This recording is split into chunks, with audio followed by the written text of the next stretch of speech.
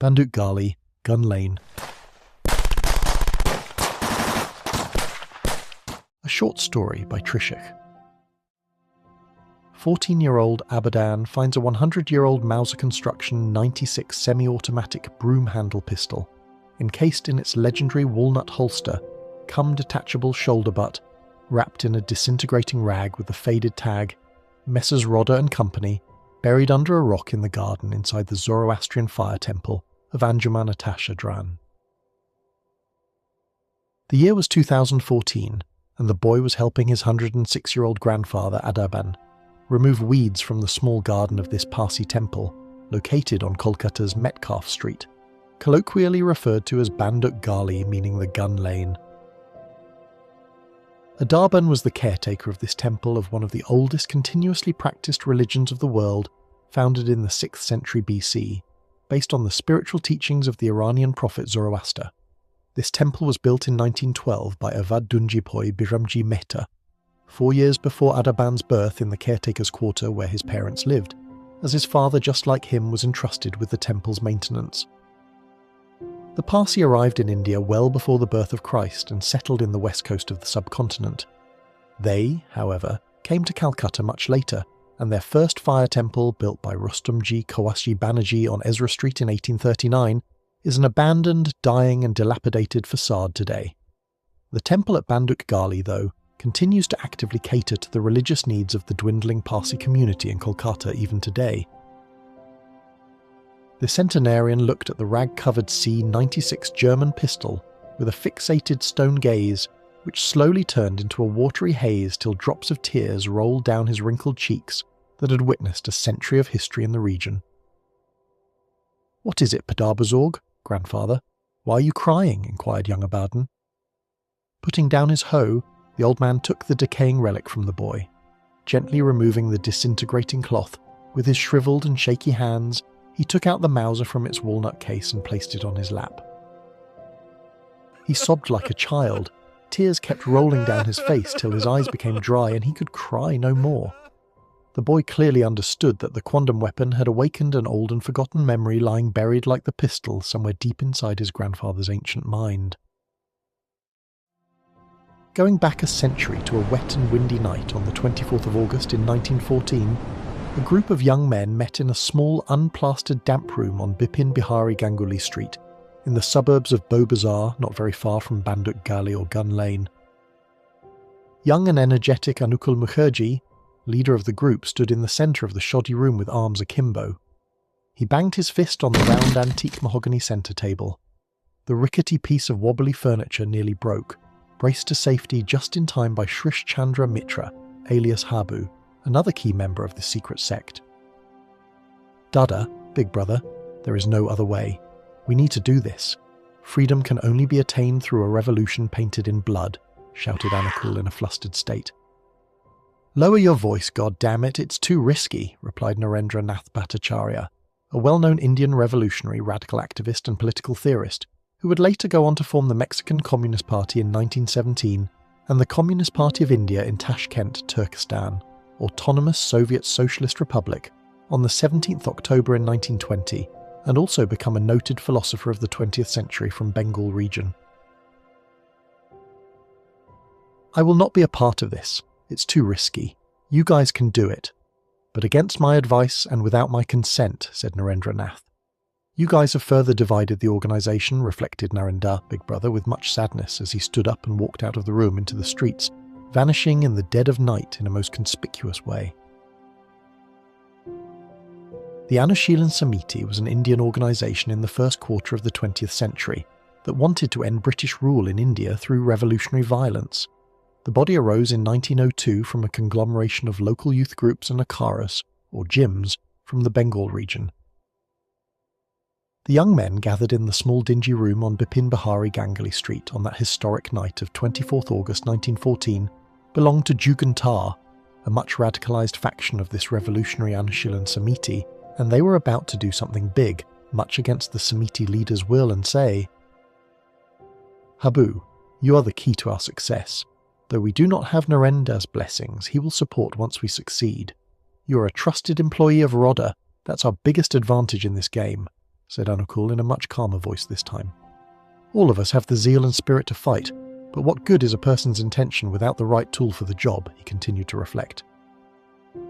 "Not only Anushilan Samiti but all its other factions need what we plan to acquire to carry out their various missions," spoke Haridas Dutta with much confidence, agreeing to what Anukul just said. He was a member of another branch of Jugantar called the Mukti Sangha, and like the rest of the men, too strongly believed that freedom could only be attained through violence. In those days of revolution against the British Raj, it was common for a major revolutionary organisation to have many subgroups. With slightly tweaked ideas from the mother organisation's main ideology, and with perhaps slightly different approaches, subgroups as small as having just 4 members were a common occurrence. Hence Mukti Sangha had fractioned out of Jugantar, as Jugantar had offshooted from the Anushilan Samiti, both in the same way. All the famous Indian revolutionary groups of the time, such as Hindustan Socialist Republican Association, Abhinav Bharat Secret Society, Kotwal Dasta, India House, Gada Party, Berlin Committee, and Anushilan Samiti had further innumerable subgroups. This is what fueled the engine of mass movement, which pulled and kept the Indian freedom revolution on track, and it was common for these groups to join forces to fight against the British oppressors every now and then. "Anukulda, it is final then. We will do it in broad daylight day after tomorrow on the 26th of August 1914, expressed overexcited Habu. "It's final, we all agree," said everyone, and revised the plan they had been cooking for 3 months now, one last time before the group dispersed. One by one they left in different directions from that small historical room on Bipin Bihari Ganguly Street, in central Calcutta's Beau Bazaar region, very close to Bandook Gali or Gun Lane. Pedabazorg, tell me about this gun. Who does it belong to? Why was it buried under this rock? I have seen film star Kamal Hassan use it in the movie Hey Ram. Does it still fire? Can I shoot it?"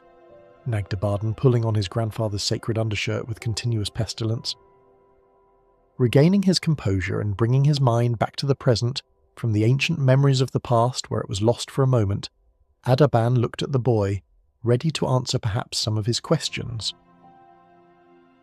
"This is a marvel of German engineering, the Mauser Model 96 or C96, patented in 1895, one of the earliest self-loading pistols to enter military service. Nava, grandson," said the old man to Abadan. Then he went on to explain how the gun, though originally designed for the German military, was initially refused, however, went on to gain much popularity with civilian hunters due to its ability to transform into a carbine or automatic firing weapon. With its long barrel spitting out the 7.63 by 25mm highest velocity commercially manufactured pistol cartridge, until the advent of the .357 Magnum cartridge in 1935, it was one of the most iconic sidearms in history that could turn into a machine gun just by attaching its walnut holster to the broom handle, converting it into a shoulder weapon. The Italian Navy, Sultan of Constantinople's bodyguards, and then the British officers during the Second South African War were the first users of this firearm. The German army seriously adopted it in the middle of the First World War in 1917, due to a lack of their preferred Luger pistols. Soon, the Mauser's fast stripper clip top-loading system proved more effective than other sidearms in the European trenches. The weapon even went on to be manufactured and replicated in Spain and China. Gaining much popularity in the Far East, it was nicknamed the box cannon by Chinese men. Gradually over time, it rose in demand and was shipped to various ports of the world. Even the British Army started ordering it, and the guns reached the Empire's diverse colonies, building a gradual global presence. Only 70,000 of these were ever made, and back in those days, even at the pinnacle of its production, it was still hard to get and a highly sought-after weapon. Over time, the wooden walnut holster was spotted, girdled by select top-ranking British officers, subduing revolutions and spreading fear to maintain their annexed domains.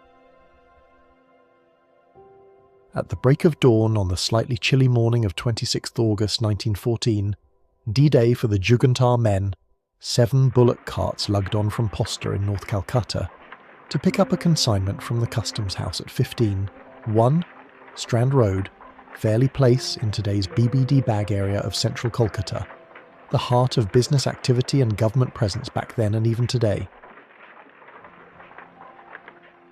Srish Chandra Mitra, alias Habu, the key factor of Jugantar's plan, was in charge of the bovine caravan. Being a trusted employee of the British Rodder and Company, famous gun dealers in Calcutta during the time, he was entrusted with picking up a huge shipment of 220 crates of Mausers of various models from the Calcutta Customs. He was responsible for safely delivering it to Rodder's go-down at Vansittart Row without any disturbance. As dawn broke and the day brightened, the turtle-paced bullock carts squeaked and halted in front of the customs house. Over the next hour, Habu strictly monitored loading of the crates and completed all the necessary formalities and paperwork with utmost vigilance. Then the Mausers left Strand Road on the bullock carts headed towards the Rodder go-down, to be issued to British officers in the coming days, or perhaps destined to end their lives wielded by the revolutionary youth of Bengal hell-bent against British tyranny and patriotic defiance. The 7th bullock cart at the tail of the caravan was the trophy in this game. Habu had made sure that the most prized C-96 were loaded on it. While Habu walked at the head of the trail, Haridas Dutta disguised as a Bihari bullocky steered the 7th cart at the end. The 4 men pushing the end cart were not labourers, but cloaked members of Jugantar who were present for the secret meeting in the damp room of Bipin Bihari Ganguly Street 2 nights prior to this day. As the party progressed and while the 6 bullock carts in the front moved on, the 7th one at the end sneakily turned and vanished into a small lane. Unaware of its absence, the other carts moved along, while Habu made sure that everyone was focused ahead and did not have a reason to look back to check on the 7th cart of the caravan. Just before the party reached the Rodder go-down, Habu too cleverly slipped away. 4 days later, on the morning of the 30th of August in 1914, the Statesman News Daily broke the news to the general public, reporting the heist as the greatest daylight robbery of the time. The news of this sensational incident spread like wildfire, appearing as a tight slap on the face of the oppressive British regime, not only in the Bengal region but all over the subcontinent. In the following years, till 1917, the pistols and ammunition of bullock cart number 7 were linked to almost all incidents of nationalist struggles in Bengal. Guns from this lot were even used by the famous freedom fighter Bhagat Jatin, or Jatindranath Mukherjee, and his 5 revolutionary friends during a 75-minute-long battle, their last stand on the banks of the Buddhabalanga River in the district of Balasore in the Orissa region. On 26 September, within a month of the heist, Haridas Dutta was arrested.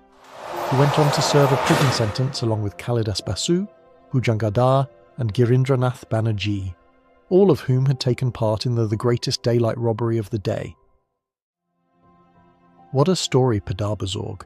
Does that mean this very gun belonged to that shipment? Asked a young and anxious Abadan to the old and composed Adarban, who he felt had certainly much more to say. Well, Nave, you see by 1922 the police had recovered most of the stolen weapons, from here and there from individuals using them for revolutionary violence, said the old-timer to his attentive grandson. They were, however, unable to discover the whole shipment at a single location. They failed to find out where it was taken and hidden in the first place, revealed the old man with a broad, satisfactory smile stretching across his ancient face. You see, I always suspected my father had something to do with the revolution, but could never find out his role in the freedom movement. He took the secret to his grave, said Adaban with much sadness, lost in a memory of his father's loving embrace. Finding this gun, and vaguely remembering my father's anxious, mysterious and absent lifestyle for the next few years after the heist in 1914, now I am certain that he hid the guns right here in this very garden of our fire temple, said the centenarian with much confidence. The old man went on to explain his theory, how he thought that the men of Jugantar must have planned to hide the weapons close to the lion's den, right under the nose of the British soldiers, where it would never be searched for or least expected. Further, it being hidden inside a sacred Parsi temple was out of the question. They must have convinced his father to help them. Bandook Gali was situated in an area with a strong army presence. With the advent of World War I, a month before the Rodder Company arms heist, a garrison mess was built beside the gun lane, designed by famous British architect Halsey Ricardo, who also designed Calcutta's icon Howrah Station. This garrison mess is what we know as the Bow Barracks today. Over the next 8 years from the heist, the old man said his father must have gradually passed on the Mausers to different individuals fueling the Indian Revolution of Freedom in the Bengal region. The 100-year-old Mauser construction, 96 semi-automatic broom-handle pistol, was perhaps the only tangible proof that connected a century-old gun heist to many historical acts of revolution from Bengal in the early 1900s and a Parsi fire temple. They say that the names of many places in this world were born out of secret events and lost folklores, of forgotten sagas and hidden tales, which might make one wonder why the narrow street in front of the Zoroastrian fire temple of Anjuman-e Shadran in Kolkata is called Bandook Gali, or Gun Lane.